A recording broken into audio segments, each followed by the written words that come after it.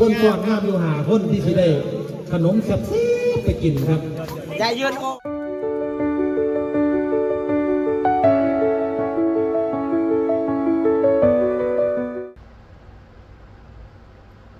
เจ้าสบายดีพ่อแม่พี่น้องทุกคนเนาะกลับมาพบพอกับรายการพอสอนมาเล่าคือเก่าซึ่งรายการนี้พวกเขานำเสนอเกี่ยวกับศิลปินตัวน้อยๆผู้หนึงเนาะก็คือน้องธิดาลาวที่เพิ่นได้ฟังคำของไปเนาะตามหาความฝันอยู่ที่เมืองใหญ่ก็คืออยู่ที่ฝั่งไทย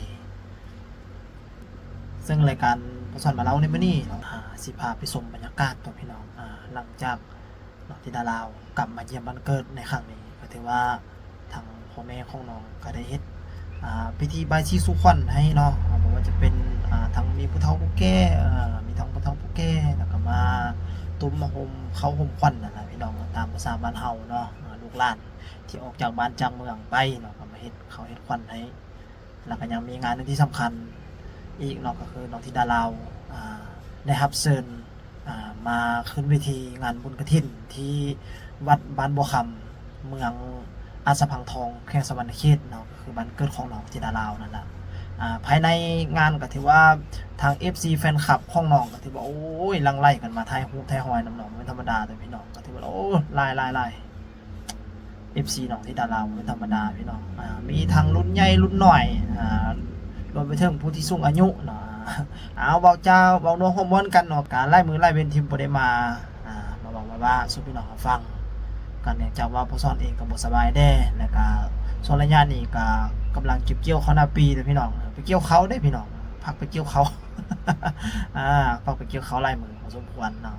สำหรับคลิปนี้พอสอนสิพาไปเบิ่งบรรยากาศน้องธิดาลาววันที่5เนาะ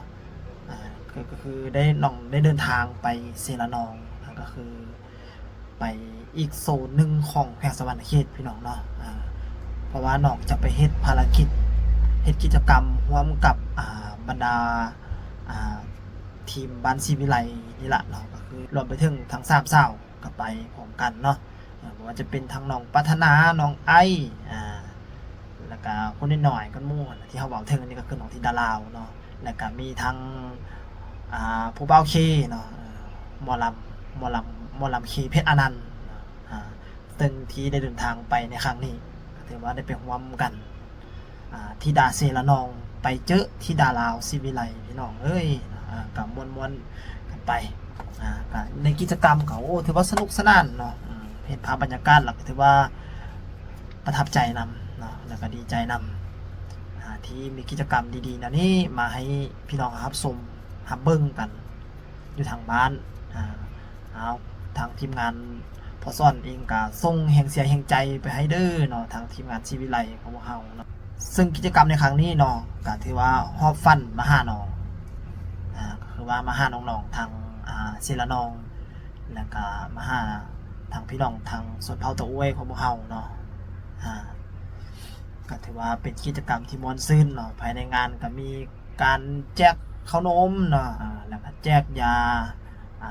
สามัญประจำบ้านเนาะโดยเฉพาะเห็นภาพที่แม่เพิ่นกำลังแจกยาสามัญประจำบ้านยาประจำบ้านนั่นแหละพี่น้องยาปวดพยาธิมันจะได้ว่ายาพาราเนาะเป็นยาแก้ปวดหัวตัวอ่อนสิเฮาก็ถือว่าเฮาอยู่ห่างไกลเฮาเพราะว่าบ้านเมืองเฮามันอยู่เขตทางไกลโซกเล็กเด้พี่น้องเนาะก็ถือว่าไปซอกสุยุกสุยาก็ต้องได้เข้ามาในเมืองนะมันก็ต้องได้ใส่เวลาแล้วก็ถือว่ามียาสามัญประจำบ้านไว้ก็ถือว่าดีก็ถือว่าเป็นการฉุกเฉินป้องกันการฉุกเฉินมาอีกแบบนึงเนาะก็ถือว่าดีบกดีใจนำเด้ออาจารย์ผู้ศรีวิไลแล้วก็แม่เพิ่งเนาะแม่เพิ่งก็เป็นแม่ทัพบ้านศรีวิไลนี่แหละ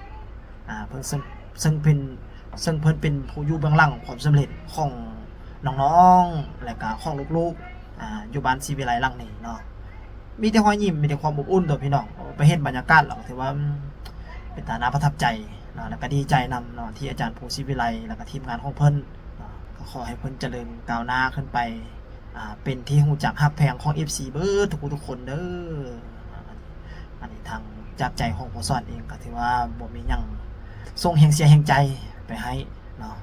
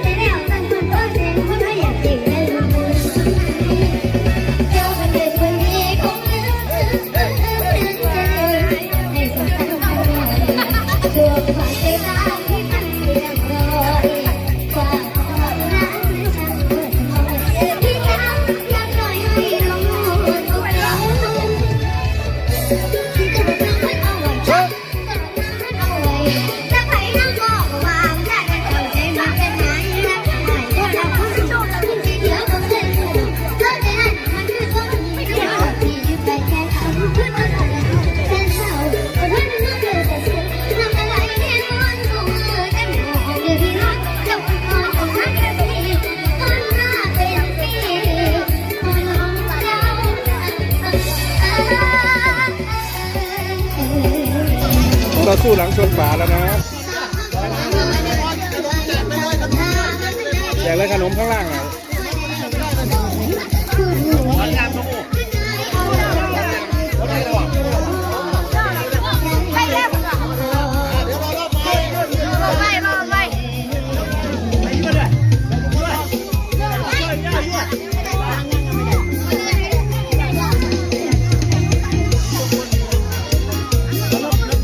ทีนี้มันจะมีคนที่ฟ้อนงานที่สุด5 คน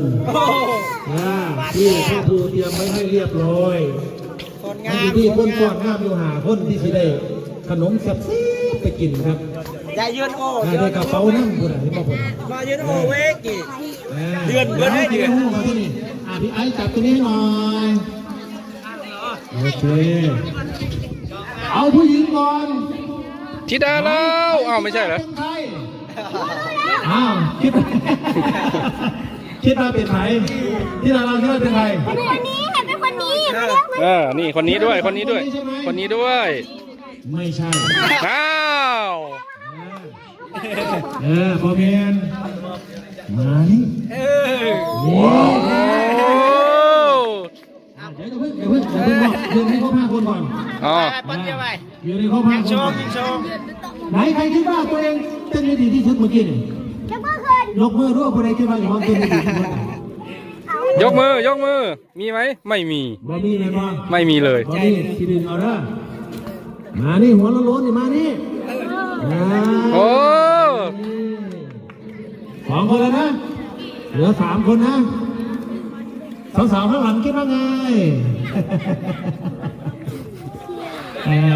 นะทีนี้มาเดินออกมาพักไอเอาไปเหลือ2 คนสุดท้ายคิดว่าเป็นใครคิดว่าเป็นผู้ใดคิดว่าเป็นใคร เอาเนาะสำหรับคลิปนี้กับพ่อสอนเองก็สิขอลาไปก่อนเนาะพบกันใหม่ในคลิปหน้าเด้อพี่น้องอย่าเจ็บอย่าจนโชคดีมีไสเบิดทุกคนเนาะขอให้ถึงห้วยรวยเบอร์กันเบิดทุกคน